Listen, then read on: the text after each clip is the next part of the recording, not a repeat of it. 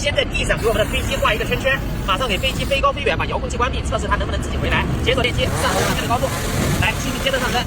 看一下它的一个悬停稳定性。这一款正在飞行的是G3 Pro，能飞1000米高，能飞15000米远。前方带有3轴的防护云台，支持上下120度电动调节的镜头。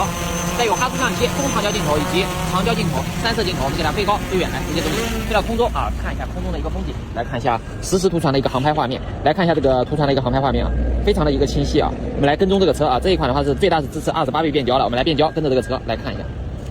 来继续调节摄像头，看到没有，实时跟踪，来我们回到1倍变焦，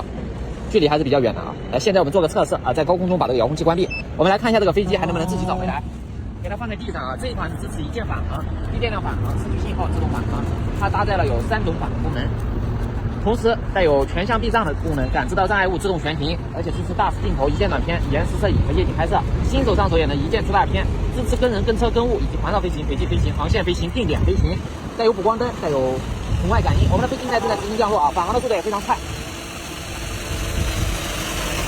我们的功能还没有介绍完毕，我们的飞机进行直播返航啊。现在的话，我们用手直接给它接住，感觉这一款不错，不错，谢谢赞。